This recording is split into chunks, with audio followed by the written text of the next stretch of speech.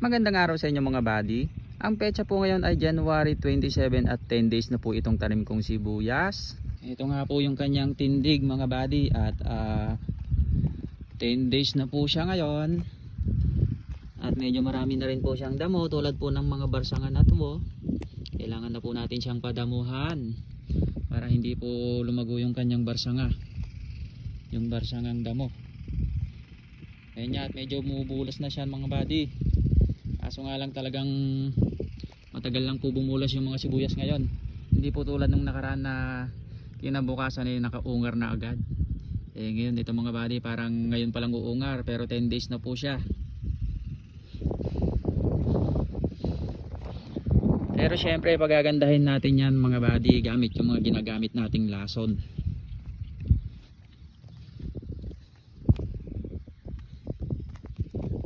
Yun o. Ito nga po pala yung mga damo niya mga bilog-bilog. Kailangan na naman natin pong sunugin yan para hindi na po sila lumaki. At para mapuksa na po sila. Para hindi na po sila magtuloy. Yan po mga damo na yun mga bilog-bilog kadami. Yan. Kumusta naman yung mga sibuyas nyo dyan mga buddy? Mag-comment naman po kayo kung ayos lang yung mga sibuyas nyo. Kasi sa amin po dito ay medyo nagbawas po yung sibuyas namin mga buddy. At yan po talaga yung problema namin dito ngayon. Meron po siyang paisa-isang nagbabawas. Pero sana naman po itong mga nakatayo na to magtuloy na. At hindi na po sila masira. Ayun, medyo gumaganda naman na po yung tindig ng sibuyas ko mga buddy. At gumaganda na po yung kanyang tayo. Kaso nga lang talagang makikita mo na po yung mga damo na dumadami na rin.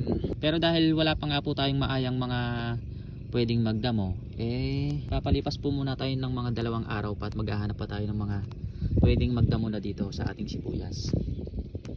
Bali, i-sprayan po muna siya mamaya ng pandamo, pang-antala po dito sa mga barsangan na to, para medyo maantala nga po siya at masunog pa po yung dahon niya na ganyan. Masusunog naman po itong dahon na to, kaso nga lang kapag kalipas ng mga 3 araw tutubo na naman po ulit siya. Ganyan po kakulit yung barsangan na yan. At talagang hindi naman po siya napupuksa. Makulit po kasi itong barsanga talaga na to. Kailangan po talaga siyang tanggalin.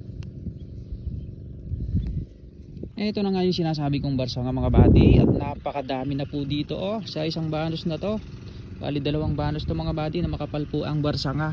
Kailangan talagang agadin yan mga buddy. Nakikita nyo naman po yung mga dilaw-dilaw na yan Yan po yung mga damong barsanga. Napakadami, grabe. Kailangan maagad na po to para hindi na po sila dumami talaga. Kasi kapag hindi mo naman naalisin yung damo mga buddy hindi po gaganda yung mga tanim nating gulay. Kaya kailangan dinadamuhan din po natin yung mga gulay natin para talagang gumanda po sila. Ganito naman yung itsura kapag na-sprayan ng pandamo mga buddy. Medyo naaantala lang po siya. Ayun, nag brown brown na nga po yung kanyang dahon dito. Pero hindi pa rin po siya mapupuksa. Medyo mga 2 araw po tutubo na naman ulit yan. Bali itong dahon niya lang po ang natutuyo. Pero yung puno niya po ganun pa rin. Bali inaantala lang po natin hanggat wala pa tayong naaayang magdadamo dito mga buddy, para hindi sila lumago. Ayan, at bubunutin ko na nga. Total malambot naman po yung lupa.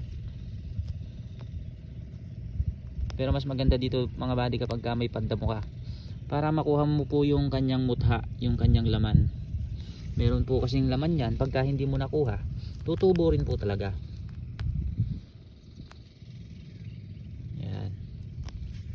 Okay, at dahil may gagawin pa ako sa bahay, uuwi muna ako mga buddy. Kaya naman hanggang dito na lang po muna.